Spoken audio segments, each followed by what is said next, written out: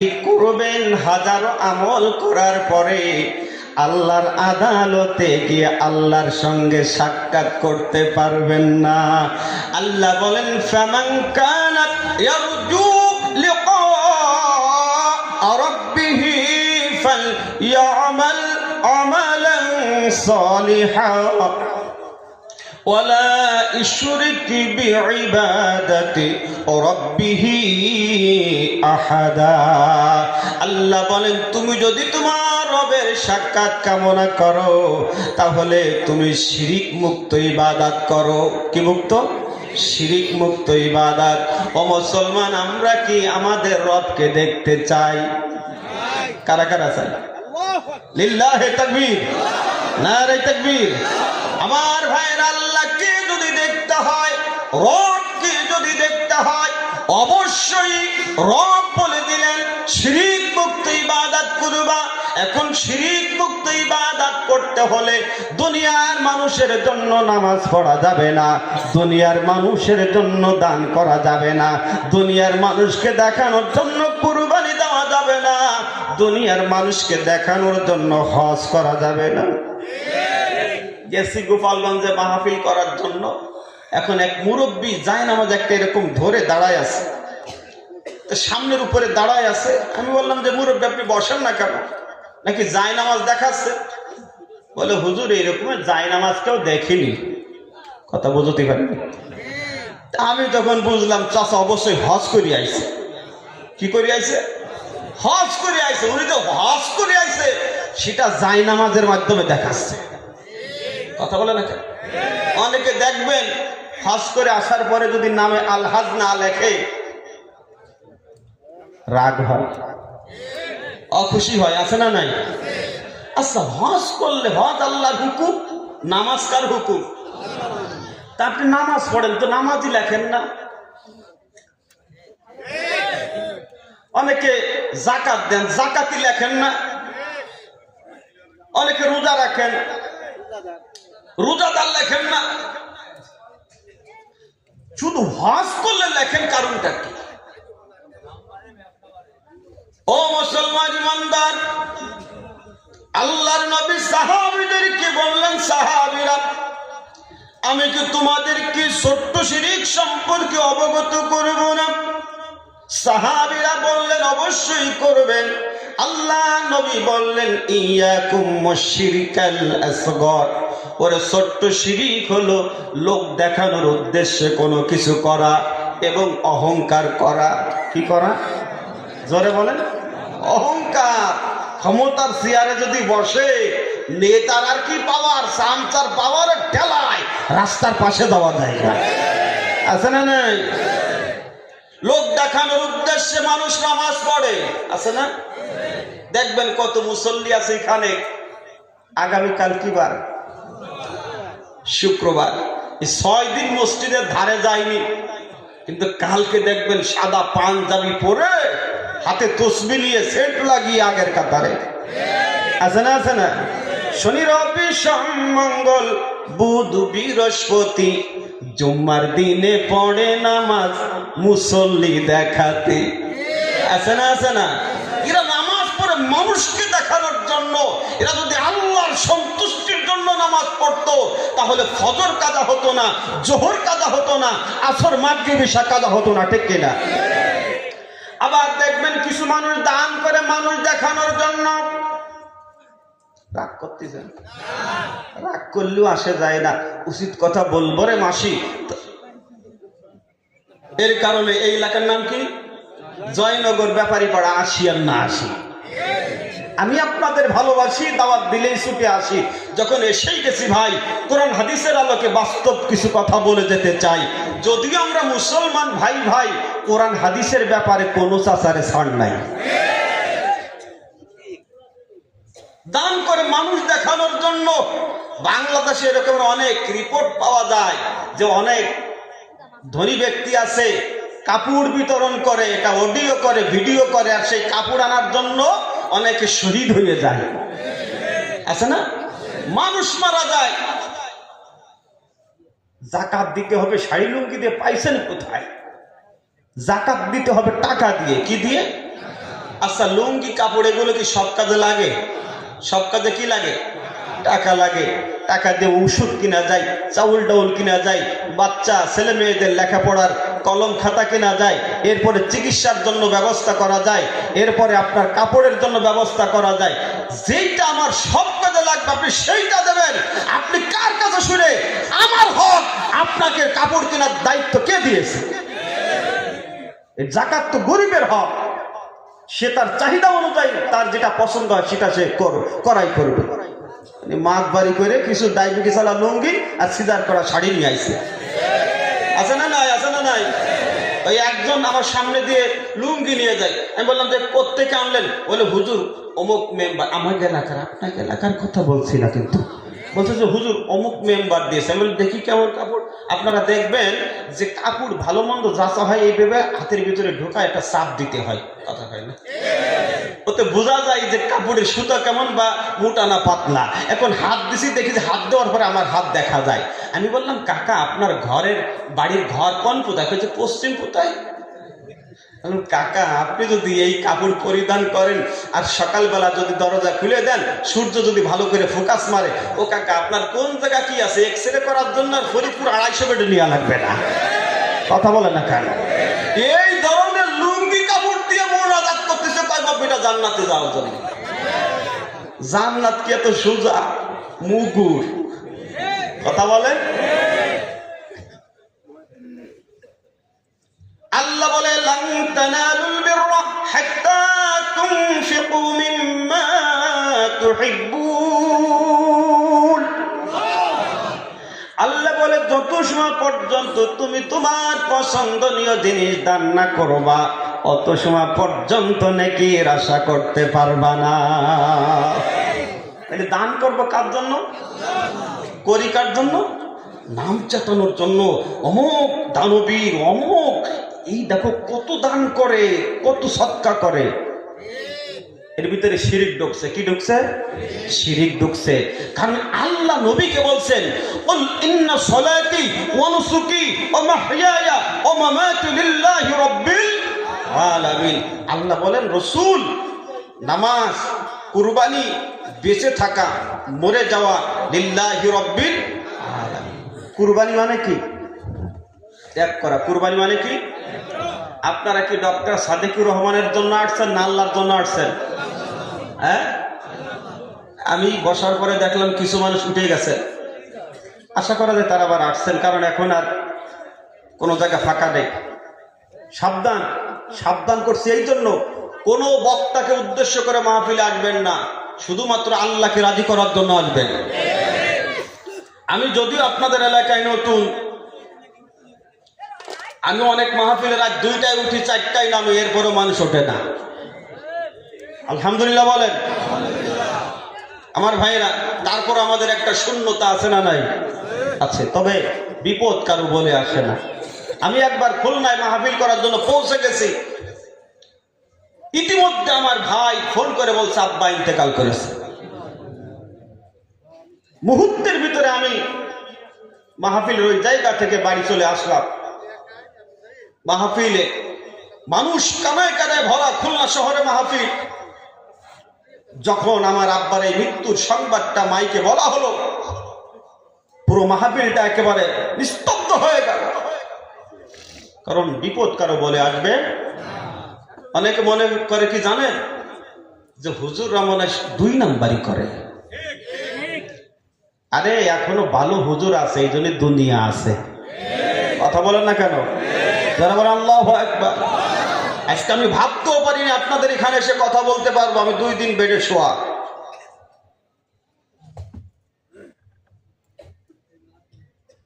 আল্লাহর উপরে তাওয়াক্কুল করে আসছি।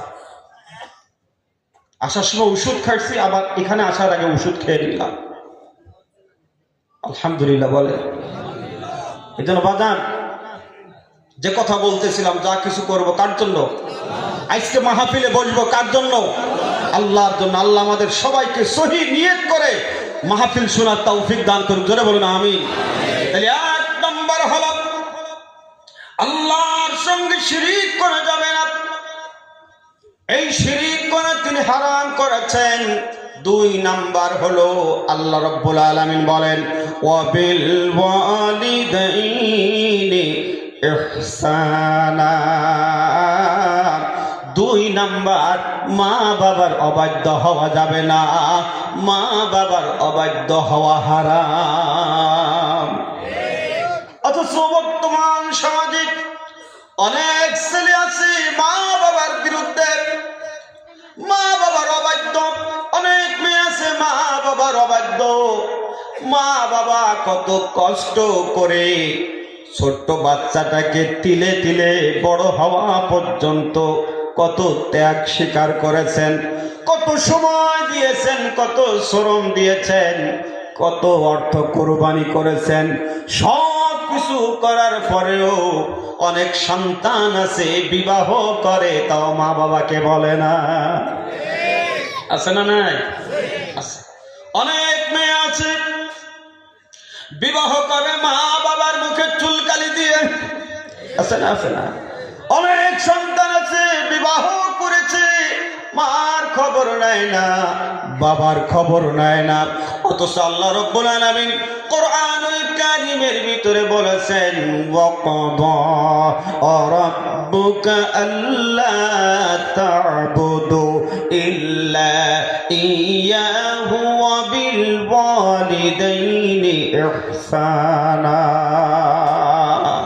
ওই রবের পক্ষ থেকে চূড়ান্ত ফয়সালা হলো তার ইবাদত করতে হবে, আর দুই নাম্বার মা বাবার খেদমত করতে হবে। বড় আফসোস করে বলতে হয় আমার সমাজে অনেক পীরের মুরিদ পাওয়া যায়, মার খেদমত করে না, বাবার খেদমত করে না, মার মাথায় তেল দেয় না, বাবার মাথায় তেল দেয় না, অথচ পীরের পা টেপে। তবে বাংলাদেশের যত বড় পীর হোক না কেন দোয়া করলে কবুল হবে কোনো গ্যারান্টি নাই। খারাপ লাগে? তবে মা বাবা যদি দোয়া করে, দোয়া করতে দেরি হবে, কবুল হতে দেরি হবে না। মা যার বেঁচে নাই এর মতো দুঃখী নাই, মা যার বেঁচে নাই এর মতো দুঃখী নাই, খালা ফুফু মায়ের মতো না রে। জান্নাতের চাবি আমার মা। জোরে বলেন মারহাবা। ও মুসলমান, কেমনে মা দোয়া করে আর কেমনে আল্লাহ কবুল করে বলবো, শুনবে আমার ভাইয়েরা। আল্লাহর পয়গম্বর নবী মুসা আলাইহিস সালাতু ওয়াস সালাম আল্লাহকে বলে আল্লাহ আমাকে জান্নাত দান করবেন, যে জান্নাত আপনি আমাকে দান করবেন ওই জান্নাতের ভিতরে কে আমার সাথী হবে, বন্ধু হবে। আল্লাহ পাক জিবরিল আমিনকে ডাক দিয়ে বললেন জিবরাইল আমার নবী মুসা জানতে চায় জান্নাতের ভিতরে কে তার সাথী হবে, বন্ধু হবে। ও জিবরাইল তুমি যাও গিয়ে আমার নবী মুসাকে সালাম দিয়ে জানিয়ে দাও। এবার আল্লাহর পয়গম্বর নবী মুসার নিকটে জিবরিল আমিন এসে সালাম দিয়ে বলছেন আল্লাহর পয়গম্বর আপনি জানতে চান জান্নাতের ভিতরে কে আপনার সাথী হবে, বন্ধু হবে, সেটা জানিয়ে দেওয়ার জন্য আল্লাহ পাক আমাকে আপনার নিকটে পাঠিয়েছেন। তবে শুনে নেন, যেই লোকটা আপনার বন্ধু হবে ওই লোকটা হলো গোশত বিক্রেতা, কসাই। যারা গোশত বিক্রি করে তাদেরকে কি বলে? নবী মুসা আলাইহিস সালাতু ওয়াস সালাম আশ্চর্য হয়ে যান, কি ব্যাপার, এই লোকটা কি এমন আমল করে যে আমলের জন্য একজন নবীর সঙ্গে তাকে জান্নাত দেওয়া হবে? নবী মুসা বলছেন জিবরিল আমিন ওই ব্যক্তিকে আমি দেখতে চাই। জিবরিল আমিন এবার নবী মুসাকে সঙ্গে করে কসাই ব্যক্তির দোকানের নিকটে নিয়ে গেলেন। তাকায়া দেখে গোশতগুলো কেটে কেটে বিক্রি করে, আর মাঝে মাঝে কিছু গোশত আলাদা টোপলার ভিতরে রেখে দেয়। এভাবে বিক্রি যখন শেষ হয়ে গেল পয়গম্বর নবী মুসা আলাইহিস সালাতু ওয়াস সালাম কসাই ব্যক্তির নিকটে গিয়ে সালাম দিলেন। সালাম দেওয়ার পরে বললেন, আমি মুসাফির, আমি আপনার বাড়ির মেহমান হতে চাই। এবার লোকটা সঙ্গে করে নবী মূসাকে তার বাড়িতে নিয়ে গেলেন। জোরে বলেন সুবহানাল্লাহ। নবী মূসাকে আলাদা একটি ঘরের ভিতরে বসতে দিয়া কসাই লোকটা আর একটা ঘরের ভিতরে যাইয়া বিছনার উপরে বৃদ্ধা মা পড়ে আছে। ওই মাকে কোলে করে গোসলখানায় নিয়ে যায়, গোসল করায়া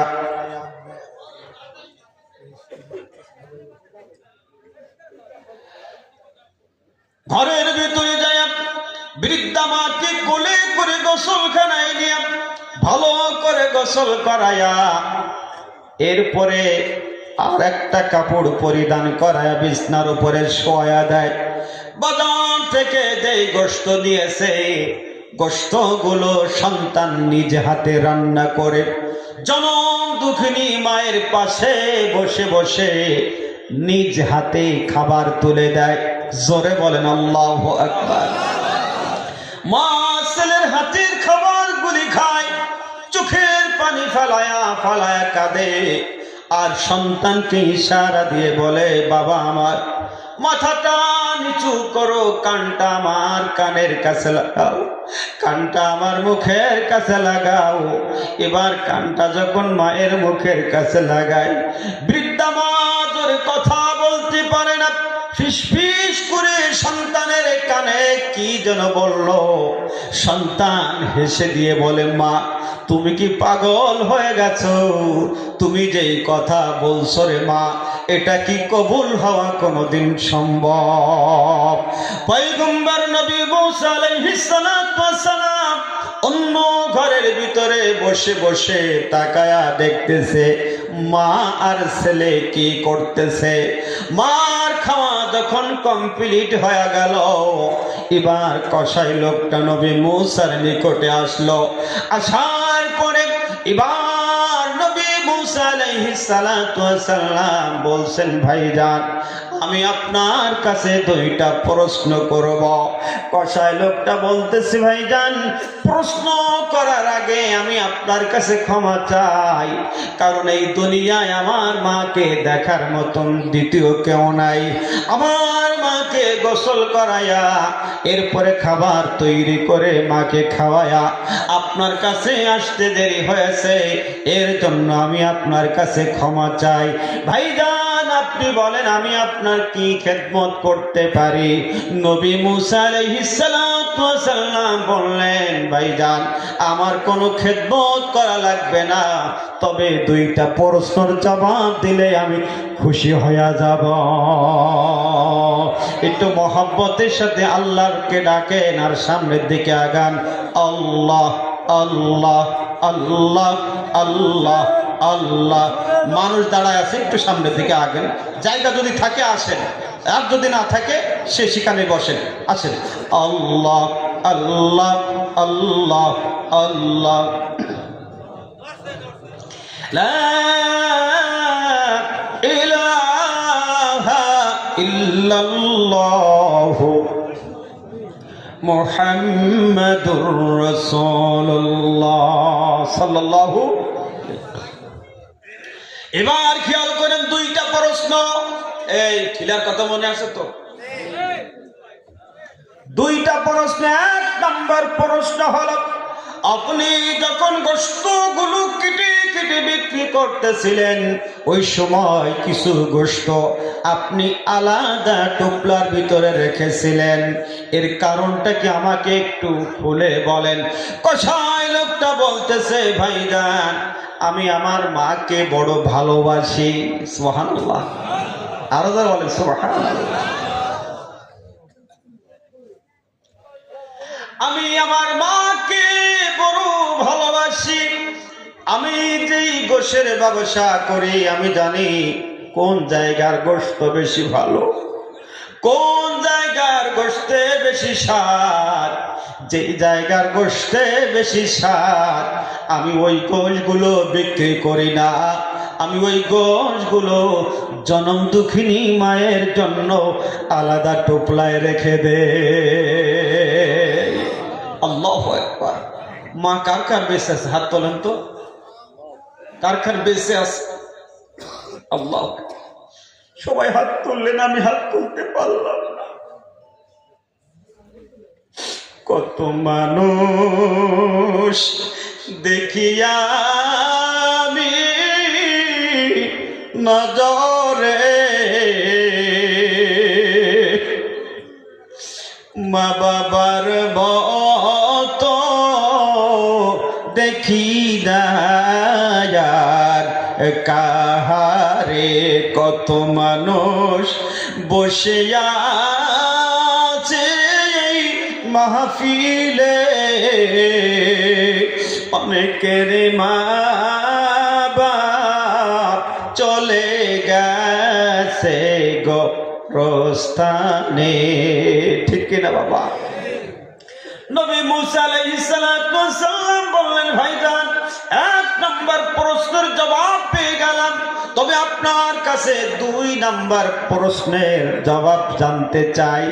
সেটা হলো, আপনি যখন আপনার মায়ের মুখে খাবার তুলে দিচ্ছিলেন, ওই সময় আপনার মা আপনার কানে কি যেন ফিসফিস করে বলেছে, ওইটা আমি জানতে চাই, আপনি সেইটা আমাকে খুলে বলেন।